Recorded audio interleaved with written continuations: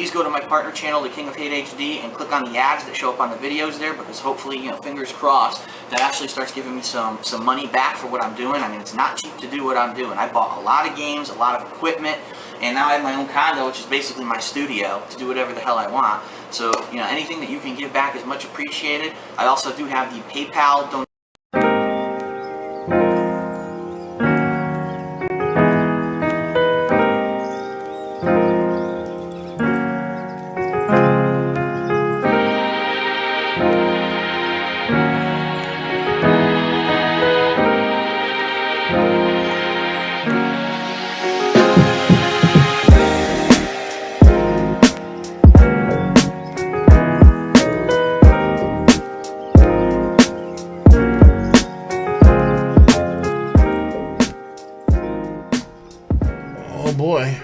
Back at it, because why wouldn't we? Good afternoon, good morning, good evening. This is DSP News Second Edition. I'm your host, and let's get right into it, ladies and gentlemen. We're gonna shift it up a little bit and whatnot. Normally we've been going after stuff directly on Darksydephil's channel, but now we're gonna go ahead and start talking a little bit, or we're gonna start addressing some early detractors. All right. So I'd like to take you guys back, ladies and gentlemen, to February 13th of 2014.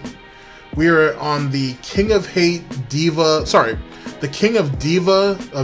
vlogs. Okay, it's DSP tries it, deceiving my viewers. I don't know what this actually is, to be honest with you. I was able to go through and just swoop up a bunch of different videos from a bunch of different places, and this is kind of what we're working with. Should be good and whatnot. The link to the video itself will be down in my description as usual. Any PSAs?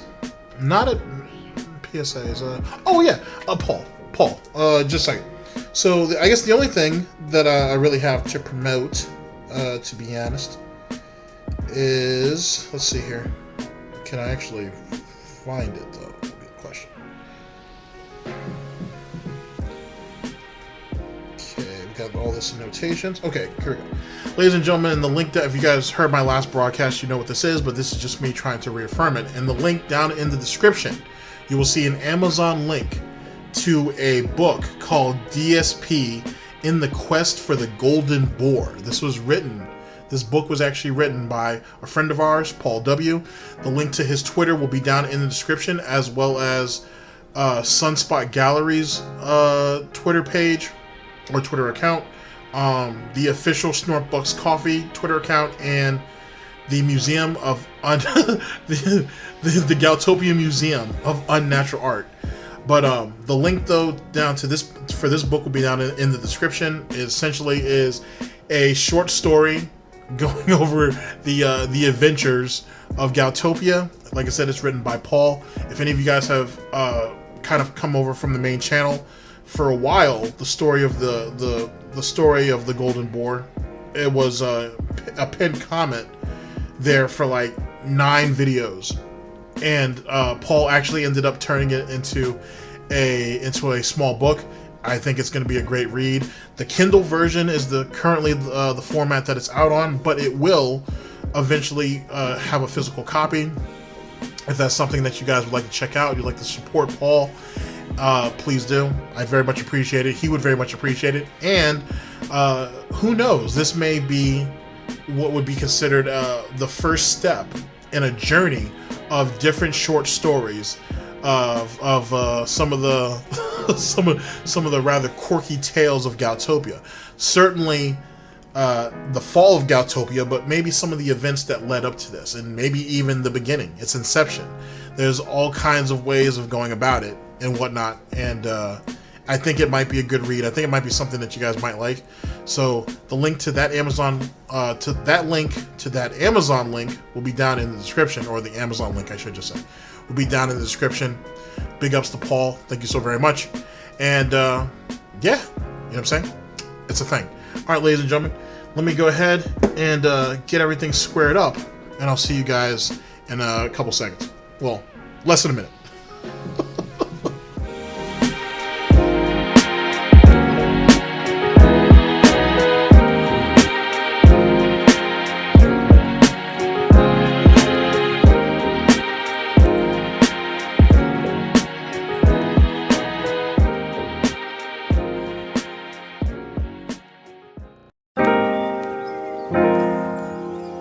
there a big amount of big negativity around me all the time? Of course there is. But I'm still making it. Despite all this bullshit, I feel that if I can push forward positively with the support of the people who actually see me for the person that I am, despite all the smear campaign that's against me, that I can make it. Right? Now, I could have given up back when my YouTube channel originally got shut down in April of 2010. I could have. Like I said, fuck this. Too many assholes dicking around, making me, pissing me off. Fuck this. Not worth it. Guess what would have happened? In October of 2010, I would have been laid off from my full-time job, and I wouldn't have had my hobby, and I wouldn't have had my job, and I would have been fucking dead. I would have been out there living in a cardboard box, right? But I didn't give up. I pushed forward positively.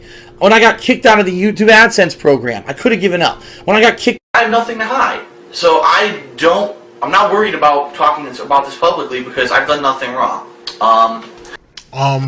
Ladies and gentlemen, we are here with the, the King of Hate Divas Vlogs. DSP tries it, deceiving my viewers. This is from February 13th of 2014. Like I said, the link to the video will be down in the description. Here we go. Fun times to be had. I got an email last night that Google has suspended my AdSense account. They're claiming there's been invalid click activity, and I 100% disagree. I know I'm innocent. I have not violated any of their terms and conditions.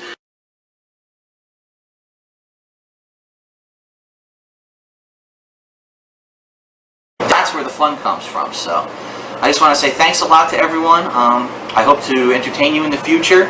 Please go to my partner channel, The King of Hate HD, and click on the ads that show up on the videos there. off of Blip TV. I could have given up. When Wait. I thought, now we've already gone over this video over here, but I thought he said he never did that. I thought he never did that at all. Why does he always treat his viewership like they idiots, or certainly like they don't remember nothing? Like, I mean, I honestly feel like when Phil talks, he don't remember half the shit he says, but like, Jesus Christ, what makes him think that other people don't remember it? And that's essentially one of the main reason why, one of the main reasons, sorry, why the detractor community even exists. They're made up of the people who chose not to ignore the stuff he was saying. And those who, more importantly, called him out on his shit because he really said and or did the things that he was being accused of, or he was being questioned on. Yikes! Let's continue. in 2012, my whole website revolted against me, and I found out that there were dozens of people on there who literally just shat on me nonstop. I could have said, fuck this website, I'm leaving it, I'm giving up. In 2013, right? When I decided to adapt all these positive changes, such as direct capture and live streaming, and all I got was idiots on YouTube making fucking giant video montages about how I suck, I could have given up, right? All these opportunities, all these roadblocks in my... He really needs a bra. Just got the pig titties hanging out all over. Help! life, all these things, people said, fuck you, you suck, give up.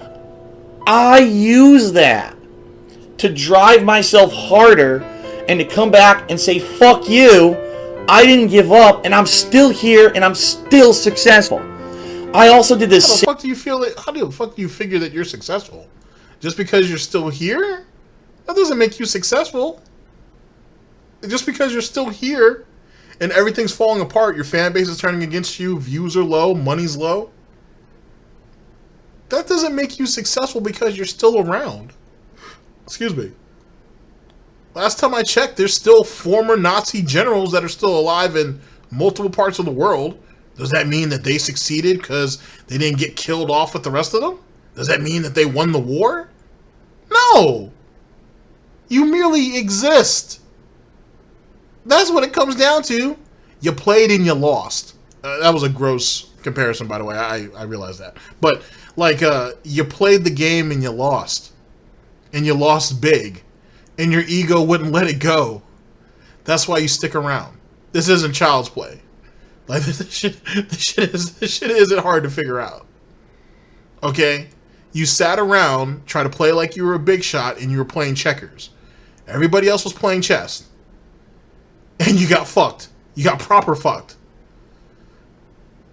Same thing in my Street Fighter career when I was trying to be an up-and-coming player, and people were like, fuck you, you don't practice enough, you don't do this, you don't have the talent, you don't have the hand. Very compelling argument. So there's a debate that I'm having with a couple of people that I won't name currently because they asked not to be, about what was my thoughts on Phil's actual skill level. Did Phil have some actual talent? Maybe, but he didn't have the work ethic behind it, so what's it matter? I also think that most of the situations where he had air quotes big wins, the FGC has always been known for throwing matches, yo. That's a thing. It's an element to that shit. Maybe not so much now. It's kind of frowned upon, but back in the day, it was whatever. Especially if you were already cemented in seating. I'm just putting that out there. I'm not trying to completely undercut him. You know what I'm saying? Not like I'm trying to take him at the Piggy knees or anything, but I'm saying that I don't think he was nearly as talented as he says he was, and he definitely didn't have the work ethic. So let's say hypothetical Pignosis, our favorite game. Let's say Phil did have all this amazing talent, and he didn't feel the need that he had to practice much. Well, then he eventually got overlapped. Eventually, other people who were willing to work hard caught up, and they eventually beat him. And the ones in the FGC who did have a lot of talent, they worked hard at it too. That's why those people were able to play multiple games and were multiple EVO winners, or multiple champions in multiple games and multiple tournaments. Phil never did that. He never did that at all. Phil can really only focus on one fighting game at a time, and that's it. Imagine if Phil had to play 3 different fighting games in a week, and imagine how he would do. He would do horrible. He's not wired like that. That's why he can't multitask. He's horrible at that too.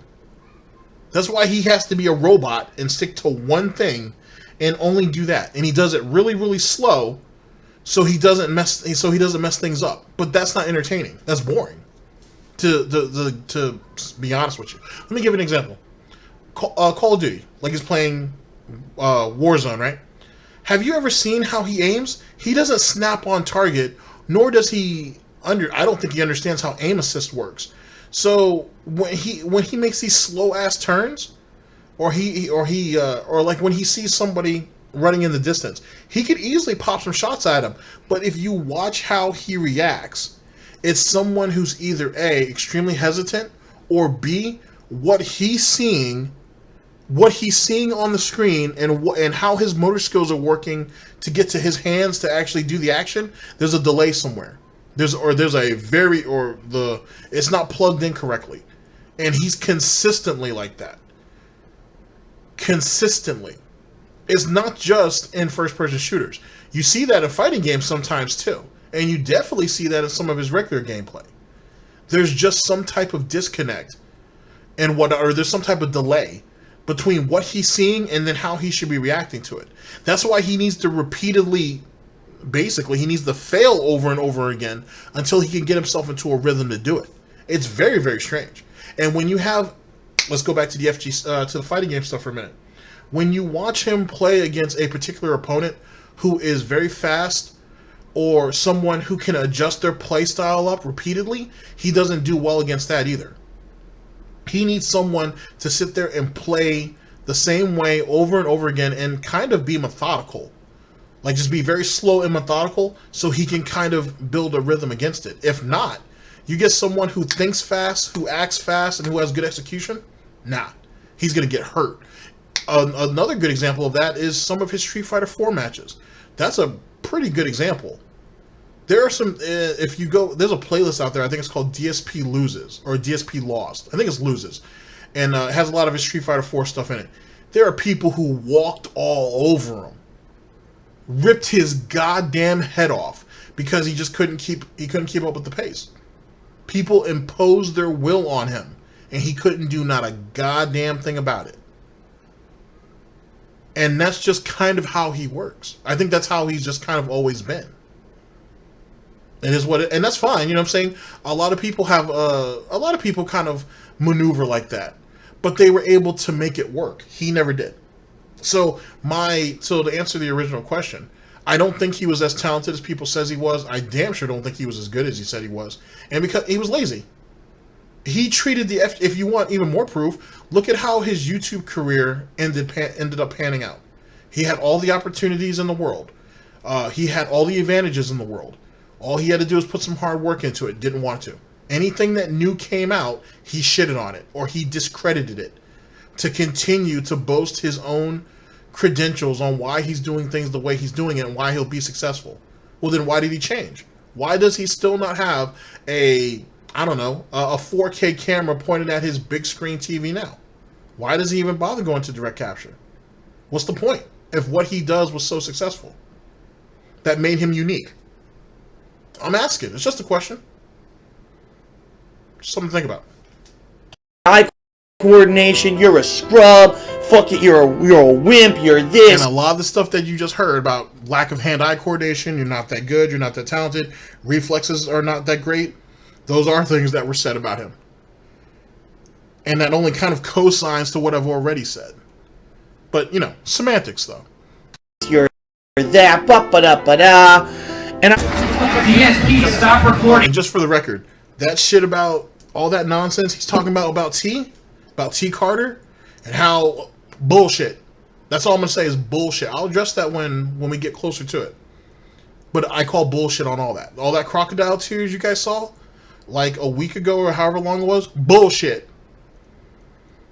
Bullshit. Just to throw that out there.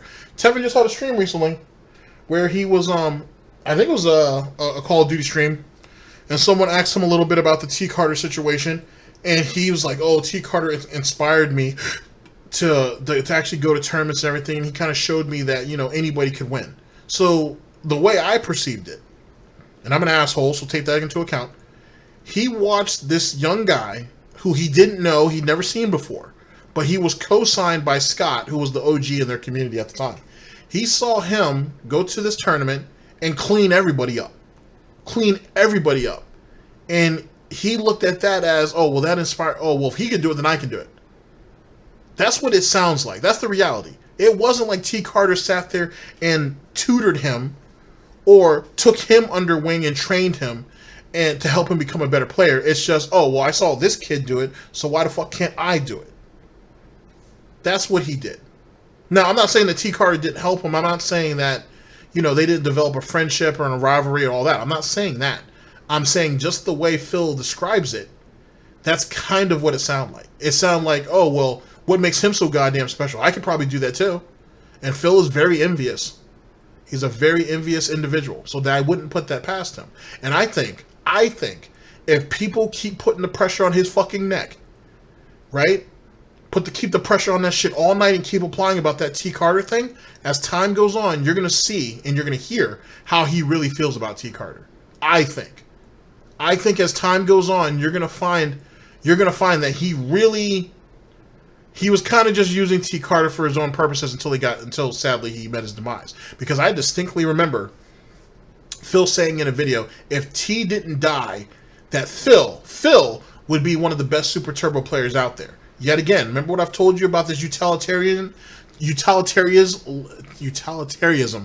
that Phil kind of has, where if you don't serve a fucking purpose, you're not really useful. I think it's the same thing with T.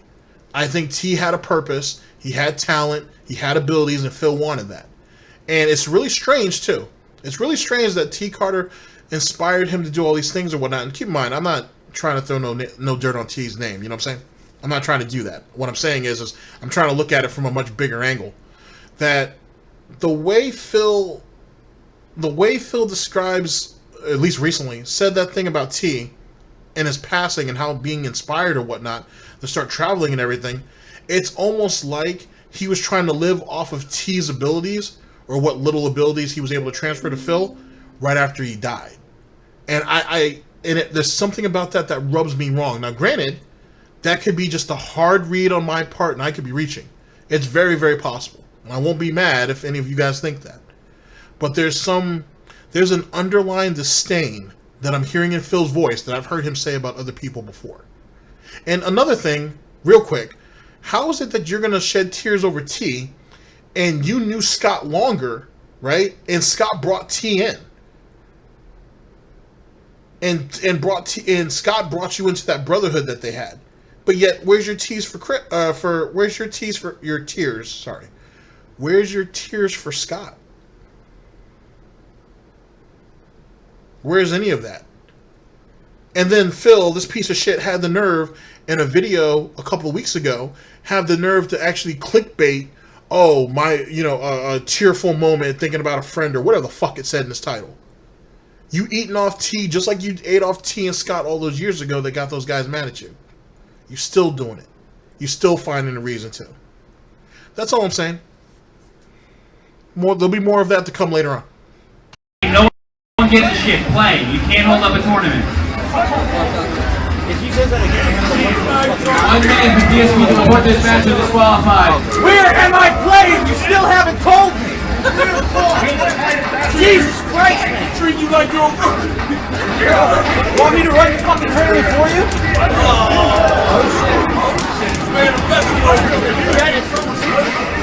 I use that to fuel. You want me to run your fucking tournament for you? That's not a good response. That's not a good response at all. You should have been like, I'm disqualified. It's like, you still haven't told me where I'm playing yet. And I'm not done with your mother. So Jesus Christ, give me a second to finish mounting her, and then I'll go to the game station. Don't sit there and say, oh, you want me to run your fucking tournament for you. That's not a good response. Jesus Christ, if you're going to be an asshole about it, because he already, like, under his breath said that, if he says that shit again, I'm going to punch him in the face. You might as well just go ahead and say, yo, man, your mother, your girlfriend, and your fucking mom's sister can all catch this wood. They're going to go ahead and play with my joystick. Just give me a minute, okay? I'll be over there in a second. Give me a minute. I got to make sure they get their turn. Sharing is caring. Wow. God damn, Phil. No imagination whatsoever. I mean, granted, that would have probably gotten his ass whooped, but it is what it is. There was this website. This website on the West Coast. It was the most elitist group of people I've ever met in my life. They thought they were the best players on the planet. They called it topplayers.com. It was basically a website where they circle jerked each other. So what did I do? I made a parody website called tophaters.com, where all I did was hilarious parody content of what they were doing, right? And then I moved away from that and I did other kinds of fun creative content for a little bit. Then of course now I want you to think about this. Phil has told us that, oh, I used to troll other people and I used to hate on other people because I didn't like my life and this, that, and the third. So I know I understand what the detractors are doing and so on and so forth. Ladies and gentlemen, this dude built a website to troll some West Coast players who probably didn't give a shit about him anyway. And I think Phil made another site to try to troll these people too. This is how far you're going with this. It'd be different if you were trolling them on the forums or you were trolling them on their own site. You decided to make a whole nother site to try to troll people? If that's not a bit off tilt, if me making a video is fucking I should have the white coats come get me, me making a whole website not to only just get my opinions out there, but to even bring other people in and give them a platform or all that, but to just make a whole nother website just to troll a group of people who I don't agree with, who more often than not were better than him anyway. You telling me that's just not a bit off kilter? You're telling me that's not a bit much? All right, I'm just starting out there. Holy shit. Devoting whole entire websites to hating dudes. God damn. I got massive hate for that. And then, this is the same idiot who got people deplatformed. Keep that in mind, too. I went to SureYouCan.com. I was a very outspoken person on SureYouCan.com, and I called things out. When people told me that GGPO was perfect, it never dropped frames, it's the best. GGPO is actually pretty fun. I'm actually thinking about getting back up on there. But it's pretty fun. And that's where a lot of the killers in some of those older games. If he really had any gumption, or anything like that, you would have thought he would have already gone over there and got himself a piece. He'd go over there and show that his tactics work. Nope, gonna stick the console. Gonna stick the console on those constantly recycled versions of Super Turbo, and want to try to keep reliving his fucking glory days off that pathetic shit. Because that's what well-adjusted people do, right? We keep reliving Evo 2005, 2006, and 2007 on our fucking love seat, losing the scrubs. That's how we do it. Fucking online service out there, and I directly called them out and showed factual evidence against that. They banned me from the website. Well, let's be honest too. He was a straight up asshole on SRK, and when like you can't like you have to kind of really. It's really hard to find Darksydephil's account now unless you have a link to an old post, and then from there you can kind of cycle through. But he was an asshole in a lot of that shit. Now the good thing is though too is even if that doesn't work, in some threads it doesn't, there are people who have quoted what his post in theirs. He was just an outright asshole. And even when he had a decent point, he was still an asshole. And that's what turned people against him. On top of the fact, he tried to act like he could throw hands with anybody, and we all saw how that played out.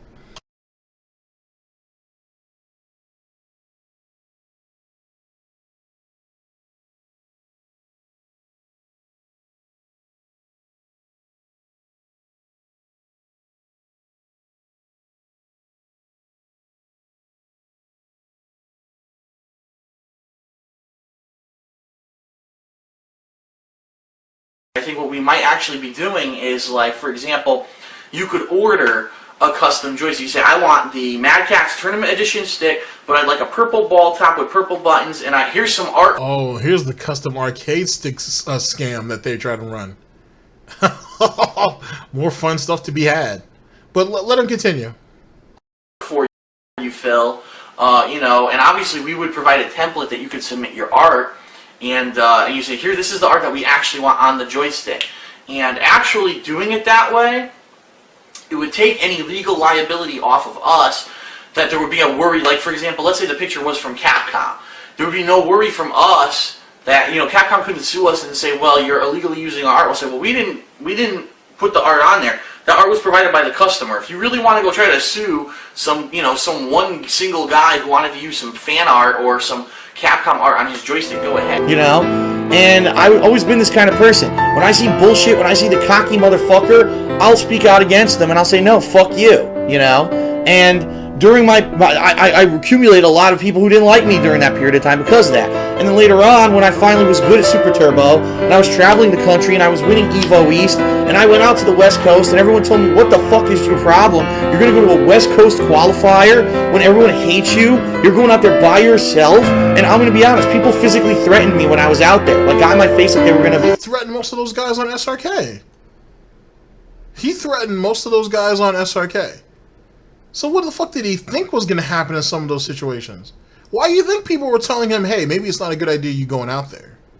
Now, granted, what he did, sort of, is kind of similar to a lot of the stories around Shawn Michaels, right? So Shawn Michaels, cocky asshole, complete ass clown, all that shit. Pick fights with anybody. There are plenty of stories out there of him getting beat up by other wrestlers, who getting beaten up in bar fights and all kinds of shit because he would talk shit and he wouldn't back down. Now, he couldn't win. He couldn't win, but he took the beating anyway. Granted, if he had, people around him, he would be like, help, help. But outside of that, he at least put his hands up and he tried to fight him. He'd lose. He got his face busted open allegedly a couple times. But, he took his beatings. The whole point with Shawn was he was trying to stand his ground. You know what I'm saying? He talked his shit and he'll take whatever comes with that. Fair enough. But after a while, maybe it's just not worth it. Maybe it's just worth just shutting the fuck up. You know what I mean? Maybe it just doesn't play out right. You know what I mean? You gotta learn. I feel like Phil tried to emulate the same shit, except for he wasn't willing to take the ass whooping. He was quick to be like Shawn and ask for backup, but he wasn't willing to take the ass whooping. Beat me up. And I said, you know what, you do what you gotta do. Go ahead. I can't beat multiple people. I had two, three people in my face at a time tell me we're gonna jump you. Do it. Fucking do it. I can't fight. Oh no. Well, no. That's not how that one trip to the West Coast ended. It wasn't like that. It wasn't you standing in front of 3 or 4 guys saying do it. Go ahead. That's not how that worked at all, but that is very much a Shawn Michaels thing, though. So, well, let's see if there's an added clip to this one. Maybe. Back against 3 people. So if you prove to you you're a man to beat the fuck out.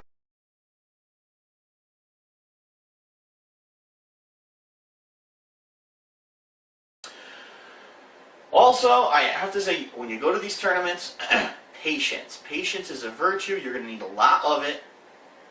And the other thing is, unfortunately, and I hate to say this, but every tournament I go to these days, I still see it. There's still a lot of elitism and favoritism towards the known players. Meaning, you might end up standing around staring, saying, all of these stations are occupied. Why? I thought there was supposed to be casual play at this tournament. Then you find out that one top Marvel player is running a one station over there and refuses to get up. One top Street Fighter 4 player is on that station over there doing a money match. And that kind of stuff ends up happening, and stations end up getting hogged. And it is really fucking annoying. Now, when I go to these tournaments, I say, hey, guess what?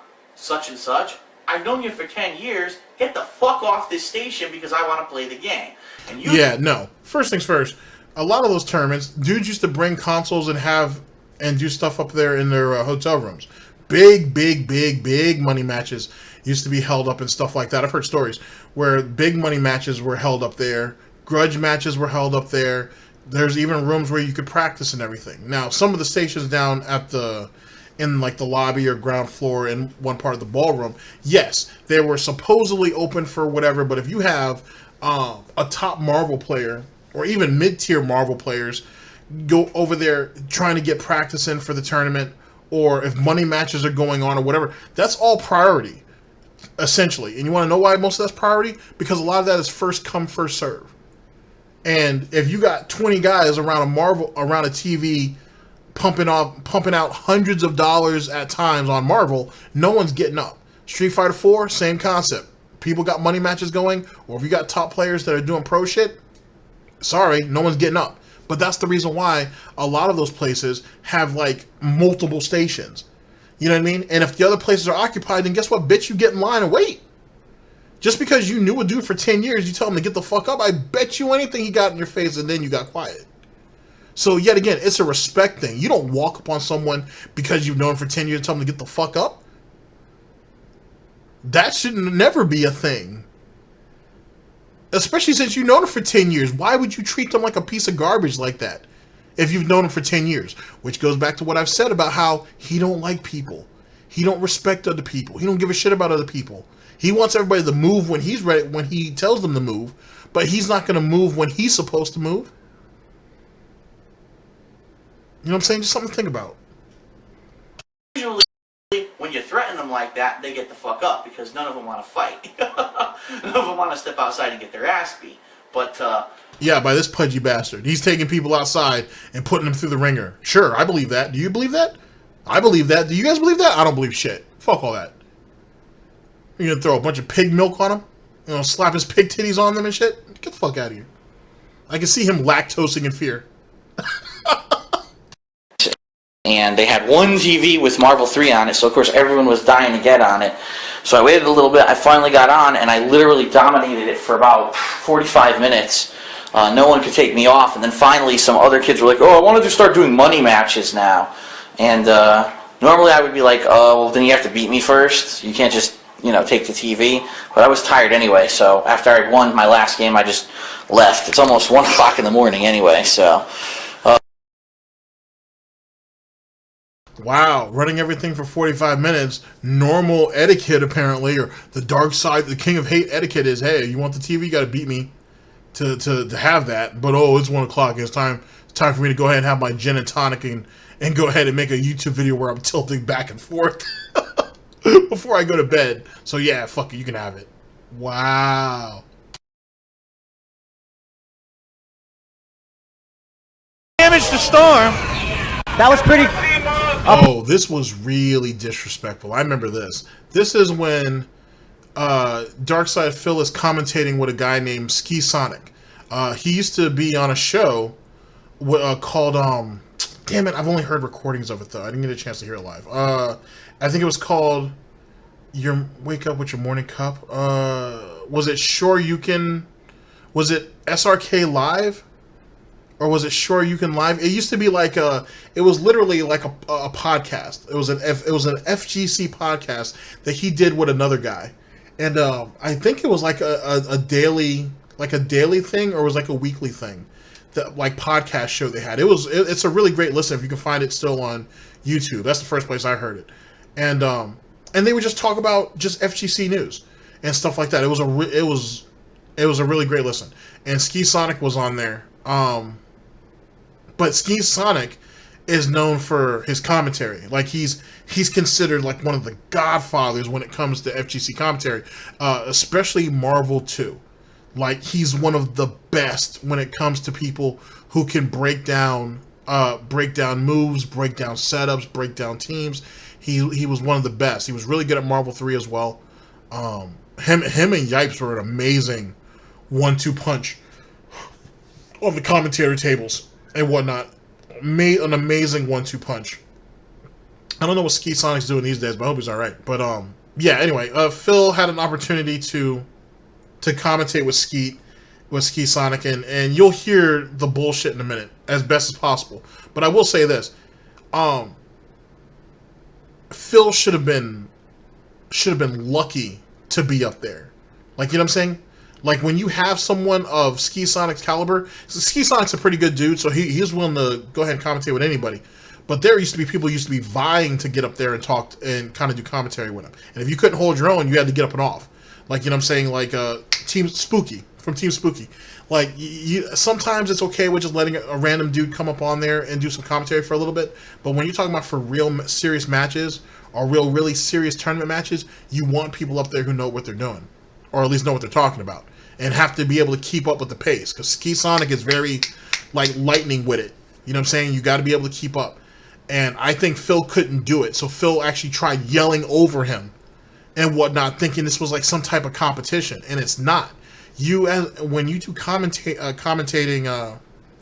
with somebody, you guys are a team. You are a team. One person is there to you guys, whether it's color commentary, whether it's analytics, whatever the case may be, you guys are a team, and one person is supposed to complement the other, and you pick up for the other person's shortcomings. You guys are both supposed to try to look good. Yipes is amazing at that shit. He can carry anybody, he can make anybody look good, and it don't take him long to do so. Ski Sonic is another one, but you don't talk over people and you don't try to drown people out to try to get over. Yet again, going back to that whole concept about Phil is not a people person. You know what I'm saying? He distinctly hates people. Especially people who he thinks he can intimidate or bully. And he can't do that to Ski. But anyway, let's hear it. Pretty tricky trick there from Cross up on Wolverine! Teleported immediately as he activated X Factor, and the flash is what cut Justin off guard. Goes for another cross up. This would be giant damage on the Kumo. Justin Wong trying to spend a little bit of time on that X Factor meter. Now he's got a clean shot at Phoenix. If he can hit her once, she is done. Oh, her health is depleting. She's going red. He's gonna look for a random beam super any moment. Here we go. Oh! Phoenix almost done. Thrown too far for the combo off of the air grab, and there's Justin with a random super. Nice tag into Dante right there. Got some damage on Dante rather than Phoenix, but now Justin still. Oh, here comes Phoenix. Good snap out right there. Brought in Dark Phoenix when she lost. Oh my God, so much damage. That's it, Justin has no health. That's it. Yeah! You gotta stop talking over me. You gotta listen to me because I'm not talking over you. Don't talk over me. Okay. I'm serious. It sounds horrible. Okay.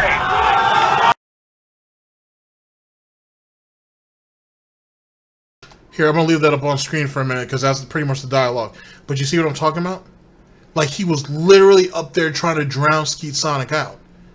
And don't be wrong, Marvel's all about the hype, and it's all about all of that. But at the same time, when you're on the commentator booth, those dudes knew what they were talking about when they're doing it. They're not just mindlessly out there yelling and shit. You know what I mean? Like, you're doing it, you're bigging up the hypest moments or whatever, but it still has to be concise and it has to be consistent. And Phil ain't doing that. He yelling out there like a goddamn idiot, and it sounds stupid. And it's also disrespectful. And the fact that Ski Sonic had to sit there and tell him basically twice, hey man, I'm serious. I'm serious. And, you know, and Phil ain't back on like, okay, man, I'm sorry. Like, you know what I'm saying? Like, that right there should be telling. And that's just one instance of a bunch of different instances that comes out of the FGC. And don't get me wrong, the FGC has had some of its darker moments, if you will. There's some crazy stuff that's going on out there. I've read some insane shit. But respect is still a thing. Respect, ladies and gentlemen, is still a thing. And nobody's above that. Not Darksydephil, not anybody.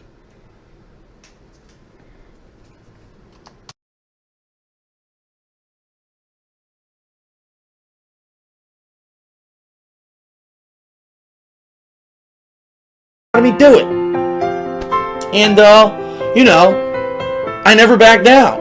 And that attitude of knowing there were so many people who said I couldn't do it just motivated me more to practice, to be better. And I went out there and I whooped everyone's ass, you know. For 2 straight years, I was entering all these tournaments. I won EVO East twice.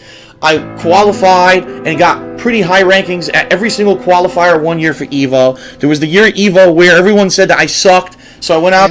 Yet again, it's kind of like it's like what Tevin had said recently. He has some type of strange type of gatekeeping going on. Now, don't be wrong, gatekeeping is a thing in the FGC. It is a thing. It really is. But what the fuck is Phil gatekeeping? Especially around the 2005 year.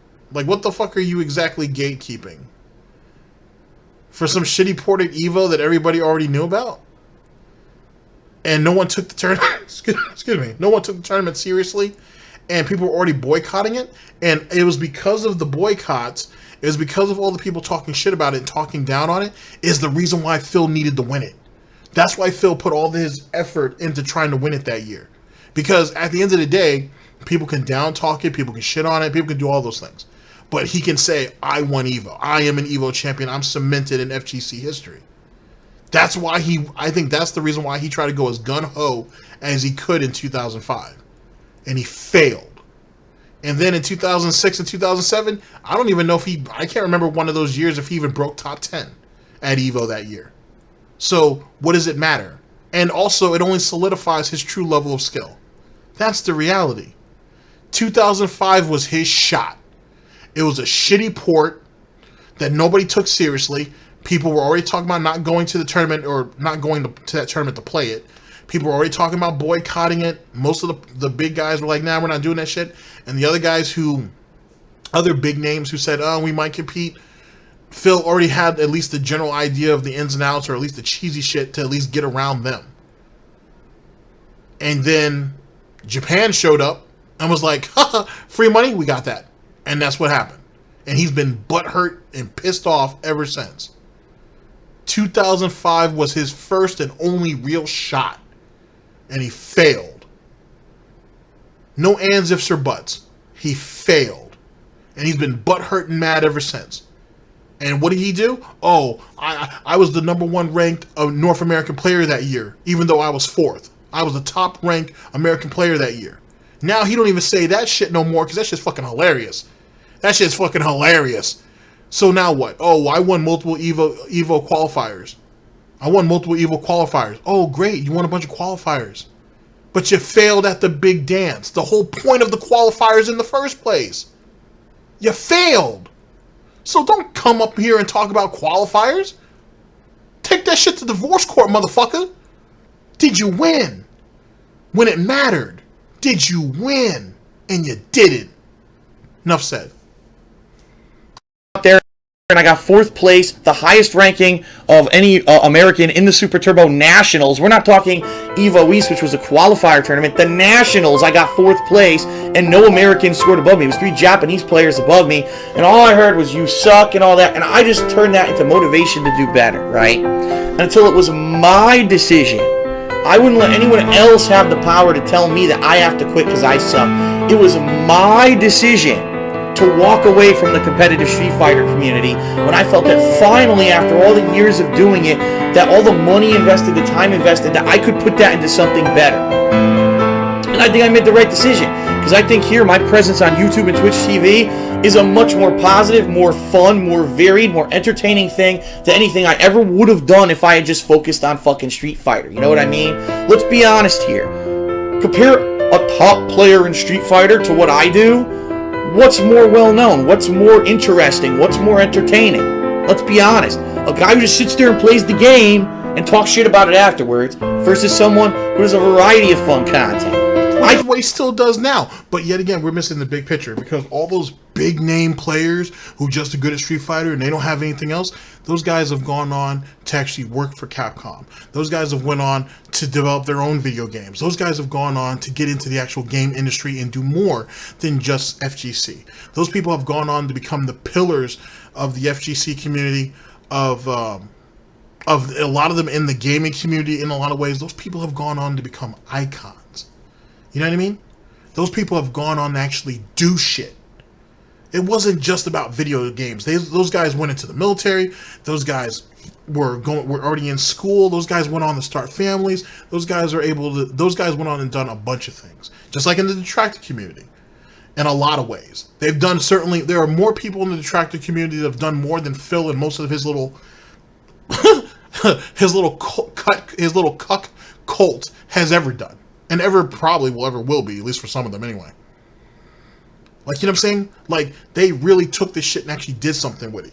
This idiot went ahead and got kicked up out the FGC, or took his ball and went home, or got ran out, or whatever the fuck you want to call it, and went to YouTube and became a variety streamer and talked shit about the FGC and how, oh, they're not going to do anything and I'm doing something better, this, that, and the third. How many of those people in the FGC are $500,000 in debt, have a whole community that's breathing down their damn neck at almost every turn, have a wife that don't love you, have a cat that don't like you? What does Phil Burnell really got? What does Phil Burnell really have? Think about that. And I want you to look at his at his Pillsbury Doughboy face when I say this to you. What does he really have? Not a goddamn thing. He can barely trust the people that are his mods over there. Doesn't have a friend in the world. He's literally alone. All because he never learned any of his lessons in the FGC. He didn't know how to act. And he brought that same type of negative bullshit over to YouTube, and now look at where he's at. Where you got detractors that get bigger views or have bigger followings or even more well known than he'll probably ever will be. And then what? How did you win? How did you make a good decision? I mean, don't be wrong. Coming to YouTube could have been a good decision if he had taken advantage of the opportunities that was given. Jesus Christ, he ain't got on his knees and sucked all that dick. You would at least think he would try to have taken advantage of it. He ain't taken advantage of everything else, and he still didn't do it. Spent all those years on Machinima, didn't build no contacts, didn't do no collaborations, didn't even take advantage of all the free shit that he got. Or that he could have gotten, I should say. And now look at him. Over there on Twitch. Over there being their bitch. All he did was walk from one pimp to another. He couldn't be his own pimp, right? Couldn't be his own businessman, so he had to go up under somebody else. Once he got fucked out of, once he fucked himself, I should say, out of the Google AdSense account, where'd he go next? Went to Blip TV and wanted to be their whore. And then was going to go to, under that guy with the glasses, their Blister Thumbs division, and be they bitch. Then got kicked out before any of that could happen. Comes back to YouTube, whatnot, sucks dick and becomes Machinima's hoe. And after all those years, and after Machinima got tired of him, even though Machinima was his best run, that's when he was getting all the free, he could have gotten all the free shit. That's when they were taking him on trips. He was basically being treated like the bottom bitch. But didn't take advantage of any of the opportunities, didn't build no connections, didn't learn any business sense. And once he got kicked his ass to the curb, you know what I'm saying? Then he had gone ahead and become Curse's bitch. And then, Laveria Media or Plotabi ended up coming through, and he was their whore for a little bit, and then they kicked him back to Curse. And then what happened? After Curse got Project Curse got all the money they could get out of him. They threw his old whore ass out to the fucking curb, and whatnot. And then he had to scramble to try to get a Google AdSense account. And then he was already on Twitch for a little while, left, took his ball and went home, and then had to go scrambling back.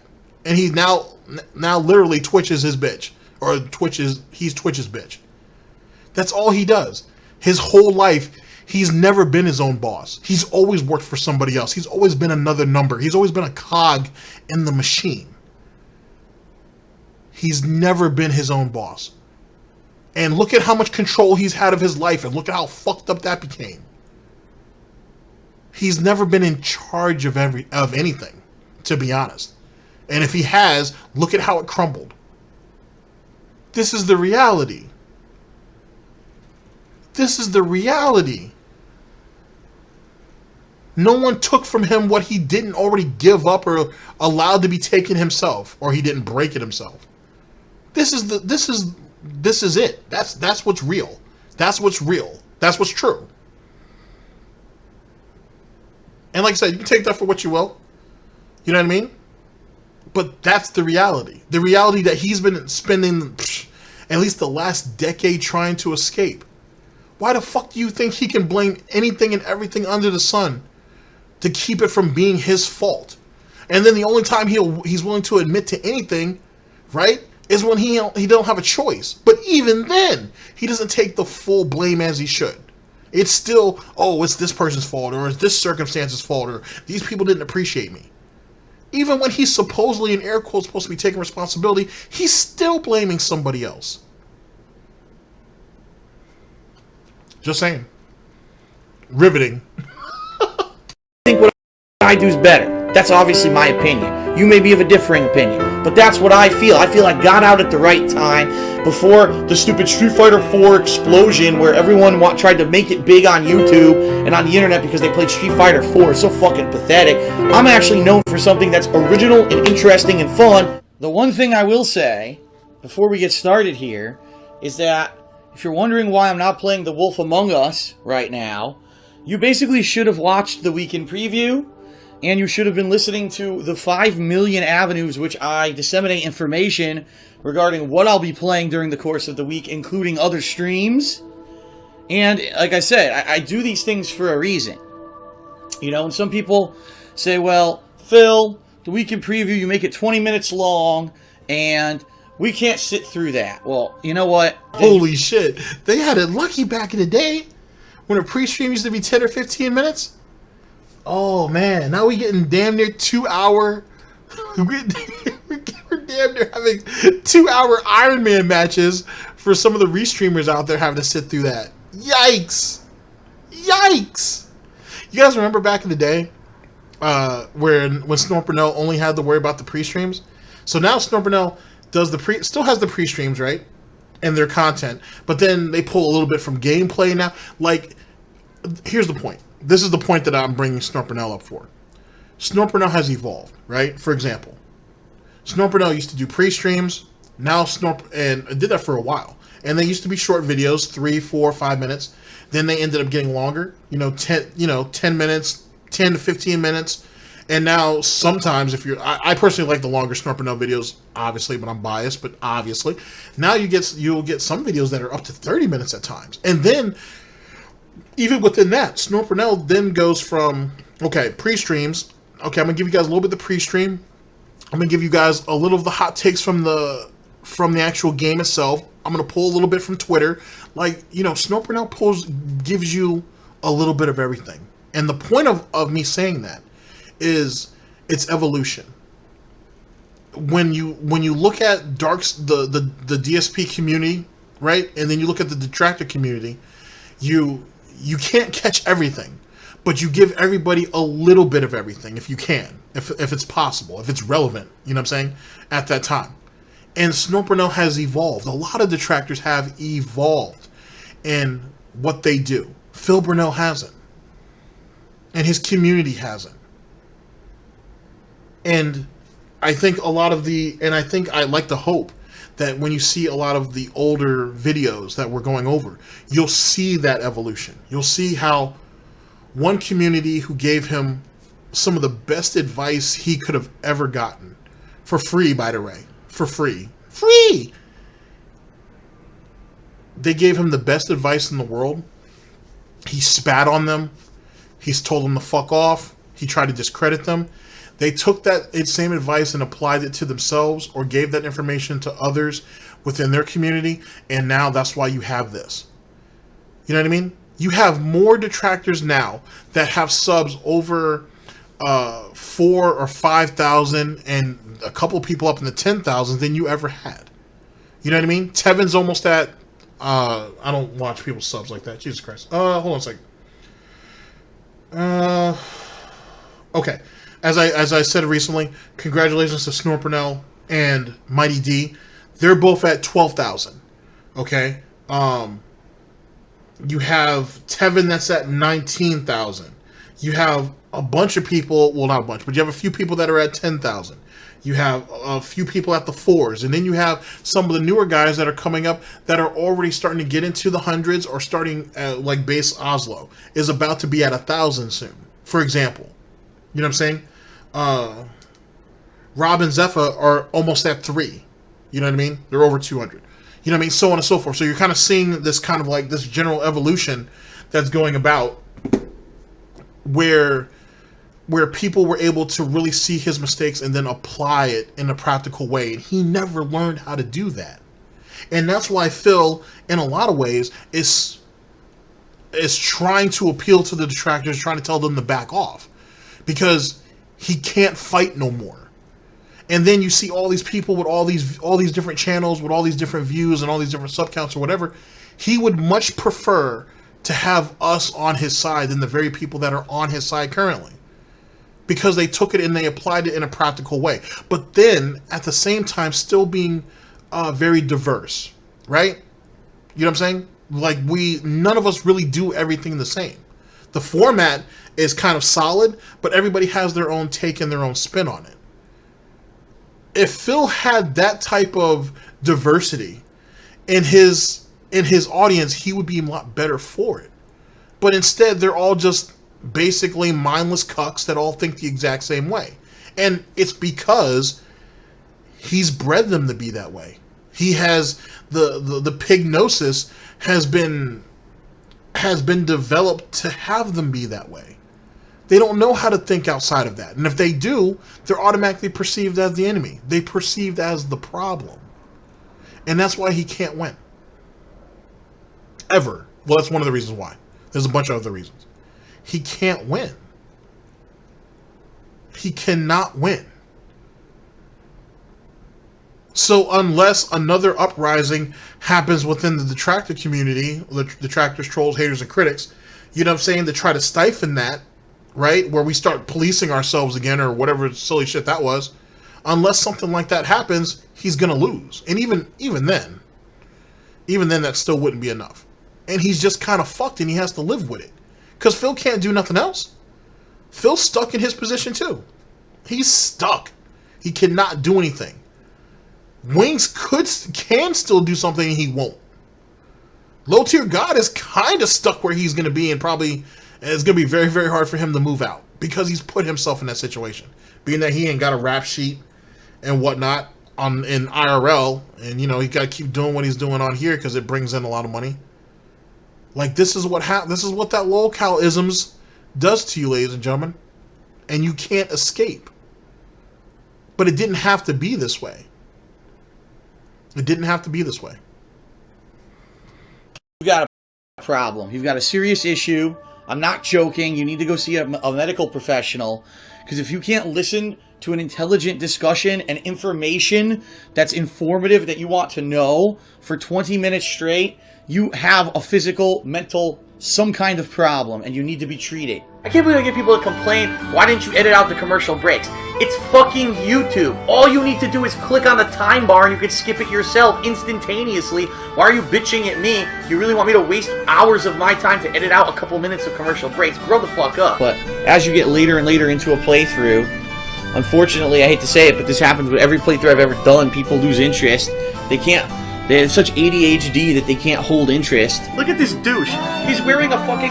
Now, I got pissed off about that ADHD thing a little while ago. Well, I got heated, I should say. I don't know if I got actually pissed off. I got kind of heated at that.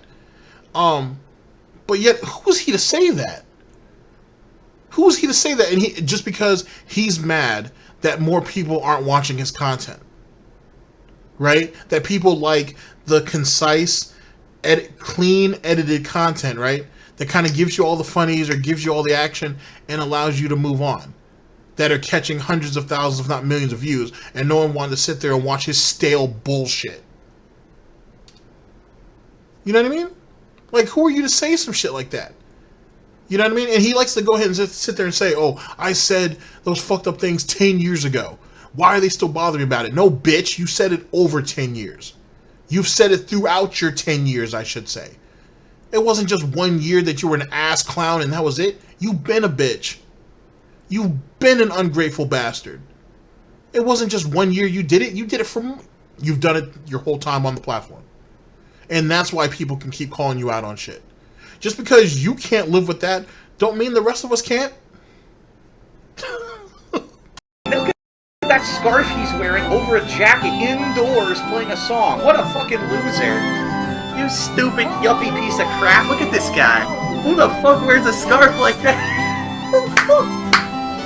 You over-pretentious douchebag. I'm not the average YouTuber, okay? I'm not some guy sitting in front of his computer with his eyes squinted, he's got headphones on, he's using direct capture. You're not supposed to be hunched over in a tiny little computer chair, staring at a small PC monitor with headphones and a microphone on. That's not how you're supposed to play video games.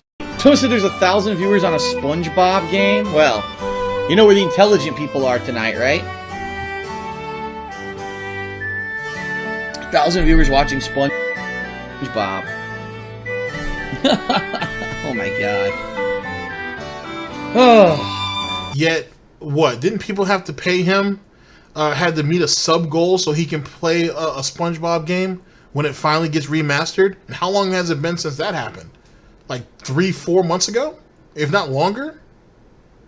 Oh, I didn't appreciate, what SpongeBob was, and maybe I shouldn't have shit on it, but, if you guys hit the sub goal, then I'll play it. So basically pay me money directly and then I'll play it.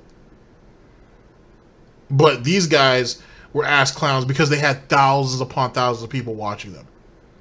But these guys are wrong though. Okay, sure. That makes a whole lot of sense. That makes a whole lot of sense. Yeah, maybe I should play SpongeBob. Maybe then I'll get some viewers, right? 'Cause that's what people want to see, apparently. Fucking SpongeBob. People are retarded. SpongeBob isn't even pertinent anymore. What? Pertinent? SpongeBob is old. What? Why are you watching someone? I don't care who it is. Why are they watching him? And keep in mind, though, Phil and his fine Philly wife. Okay, bad joke. Well, it's supposed to not Philly like Philadelphia, but Philly. Anyway, when you think of Phil, doesn't he watch seasons of SpongeBob with Catherine? That's what we're doing now, right? 6 years after the fact. But it's okay to do it now, though, because this is supposed to help him prep for the video game. He needs to understand what the SpongeBob memes are and everything. So we're watching SpongeBob. So when the video game comes out and people want to hit spam memes in the chat, he'll understand what's going on. Yeah, that makes a whole lot of fucking sense. Sure. Sure, that makes a whole lot of sense. Amazing! SpongeBob! What the fuck's your problem? I don't care who's playing it. I don't care if Jesus was playing SpongeBob. You still shouldn't watch it. It doesn't matter. It's stupid. You are an elitist fucking... You still shouldn't watch it. Oh, I don't like these detractors coming in here talking shit about me and trying to pull viewers from me. What right do they have? But he's telling other people that they shouldn't watch two guys playing SpongeBob. Because he don't like it. And then Phil using that word elitist, and he's like the definition of it. The poor man's version of it, but an elitist nonetheless. Piece of shit. And I mean that. I hope you fucking see this video. You're a piece of shit. They're known for doing this. It is what it is, but I I never let the negativity hold me back from doing something. I use it as my fuel to continue doing what I'm doing. And I think what you should do, my name is Zway, is when you get these messages, you laugh. You say, look at this fucking pathetic guy who had nothing better to do than to type out this fucking stupid message. This guy who could have a job, could have a girlfriend, could just be playing this game more to get better at it, instead wasted his life and his time. I guess these people think they're going to have infinite lives, you know what I mean, like a video game. Wasting their time on that shit is worth it. He wasted his time to write me this message. Use that stupidity of that guy to fuel yourself to come back and be better at what you're doing. And I think it will drive you. Don't use the negativity to drive you down. Use it as fuel to push ahead. And that's how I think you're going to be successful in the long run. Sure. Why is it that we don't have the comment section open under DSP Gaming? Why is it on some of the other channels the likes and dislikes are disabled? Huh. But what happened about using that hate and negativity to fuel you to do what you want to do? Huh. That seems a bit hypocritical. Semantics, though. Semantics.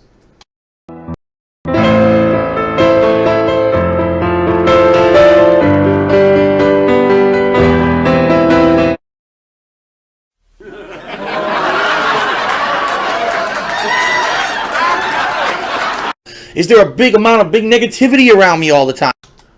Uh-huh. Hold on a second.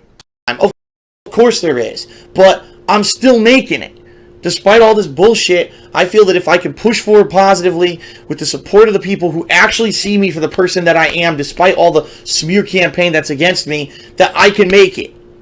Right? Now, I could have given up back when my YouTube channel originally got shut down in April of 2010. I could have. We'll end it there. I feel comfortable about that. Oh, so good. So good. All right, ladies and gentlemen, let me go ahead and finish up here, and we'll reconvene, sorry, for final thoughts. So good. So good. Oh, so good.